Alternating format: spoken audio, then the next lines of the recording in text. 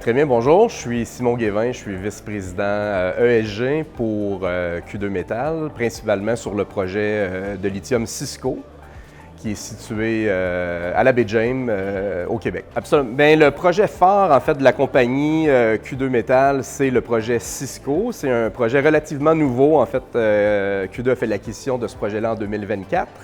Et la découverte a été faite par les prospecteurs à l'époque en 2022, en fait. Et suite à cette acquisition-là, Q2 travaille à développer le projet en étant en campagne de forage en continu. Et puis, il y a quelques semaines à peine, on a annoncé que ce projet-là, en fait, avait une estimation initiale des ressources de 295 millions de tonnes de lithium à 1,38 %, ce qui en fait le quatrième projet d'importance au monde. Bien, en fait, depuis le tout début en fait, de nos activités terrain, une des premières actions qu'on a fait chez Q2, ça a été d'entrer en contact avec les gens du territoire sur lequel le projet est situé. Donc, on discute avec les gens de la ville de Matagami, qui est tout proche, avec les gens aussi de la communauté de Nemaska, en fait, qui est la communauté Cri de Nemaska. Notre projet Cisco est situé sur le territoire traditionnel de la communauté.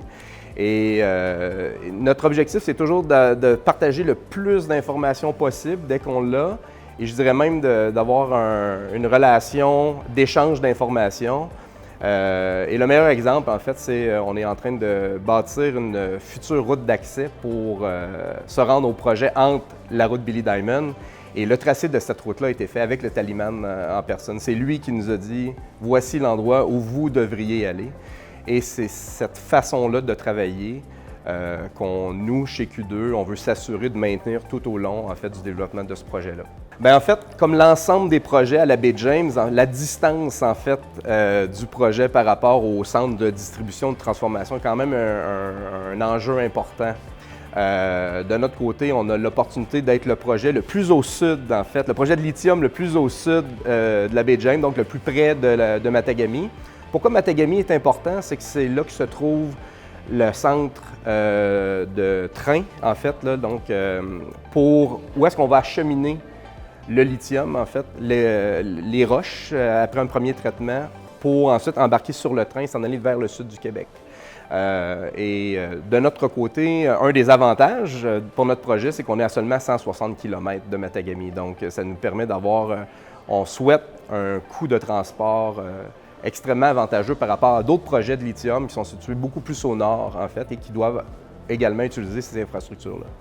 Maintenant, un élément qui, comme d'autres projets aussi, on est en train d'adresser, c'est l'accessibilité à l'électricité, l'énergie pour, bien sûr, alimenter le projet. Actuellement, il n'y a pas d'installation hydroélectrique, plutôt de câbles, en fait, à haute tension qui nous permet de se raccorder rapidement ou facilement.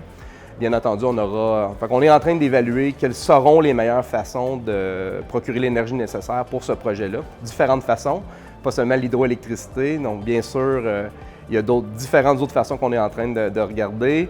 Mais bien sûr, il y aura la construction, fort probablement, d'une ligne pour se raccorder au réseau d'Hydro-Québec.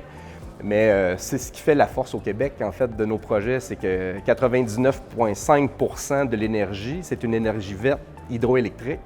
Donc, bien entendu, pour nous, c'est essentiel de profiter de cet avantage-là que le Québec procure pour notre projet, mais toujours en regardant peut-être des nouvelles innovations aussi pour pouvoir améliorer l'efficacité énergétique du projet. Bien, chez Cisco, chez Q2, pour le projet Cisco, on vient tout juste, il y a quelques jours, d'annoncer un financement de 70 millions de dollars, ce qui nous permettra d'atteindre le PIA, qui sera annoncé dans les prochains mois, je dirais donc à l'automne 2026, mais surtout de poursuivre l'ensemble des travaux nécessaires sur le terrain, de forage de définition notamment, pour atteindre l'étape de faisabilité qu'on pense pouvoir avoir en fin 2027-2028.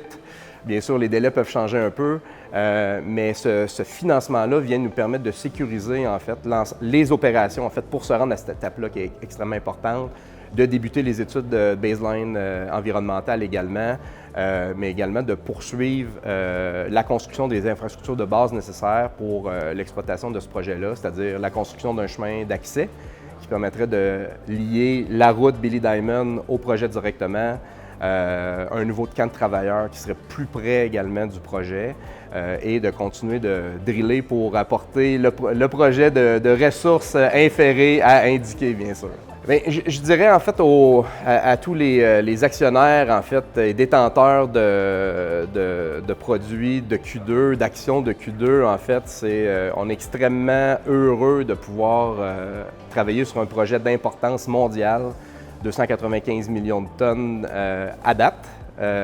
On est convaincu qu'avec les travaux qu'on va faire, on va pouvoir réaffirmer peut-être même des montants ou des tonnes de plus, en fait. Donc ça reste à voir, mais je pense que c'est un projet qui est sérieux, qui est bien placé au niveau géographique, avec une teneur extraordinaire. Je pense que pour le Québec et le Canada aussi, ça devient un actif extrêmement important. C'est un projet qui est multigénérationnel, qui va permettre de créer beaucoup de richesses sur plusieurs années, qui va pouvoir aider aussi à soutenir le développement des projets qui sont dans le nord du Québec. Et donc, on est très confiants aussi avec l'équipe qu'on est en train de bâtir au Québec, de spécialistes, de gens qui ont de l'expérience dans le domaine aussi, d'amener ce projet-là à un succès.